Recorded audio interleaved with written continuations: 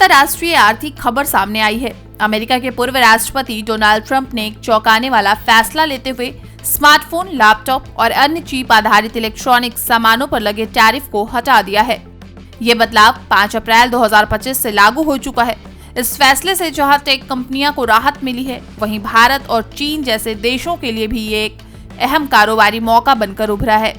Apple, Samsung और Xiaomi जैसी कंपनियों की मैन्युफैक्चरिंग सप्लाई चेन भारत और चीन से जुड़ी है।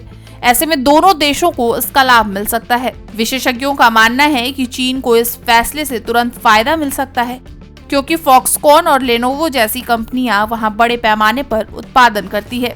हालांकि अमेरिका अब भी चीन पर अपनी सुरक्षा नीति के तहत सख्ती बरत रहा है, इसलिए दीर्घकाल में टैरिफ वापस भी आ सकते हैं। ऐसे में भारत के लिए ये एक रणनीतिक अवसर है।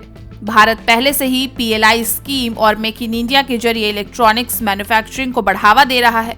एप्पल और सैमसंग जैसी कंपनियां भारत में अपने यूनिट्स का विस्तार कर रही है। हालांकि भारत के सामने भी चुनौतियां हैं। चीन की तुलना में भारत की लागत अधिक है और सप्लाई चेन अब भी पूरी तरह विकसित नहीं हुई है। नीति स्थिरता, लॉजिस्टिक्स इंफ्रास्ट्रक्चर और समय पर डिलीवरी जैसी कसौटियों पर भारत को और मजबूती की जरूरत है। अंतर्राष्ट्रीय व्यापार विशेषज्ञ प्रोफेसर सीमा बंसल के मुताबिक ये फैसला भारत के लिए रोशनी की किरण है, लेकिन इसे वास्तविक लाभ में बदलने के लिए त्वरित और ठोस कदम जरूरी है। टेक विश्लेषक राहुल खन्ना ने भी कहा, अगर अमेरिका भविष्य में फिर टैरिफ लागू करता है तो भारत सबसे बड़ा विकल्प बन सकता है। फिलहाल भारत के पास एक अहम अवसर है।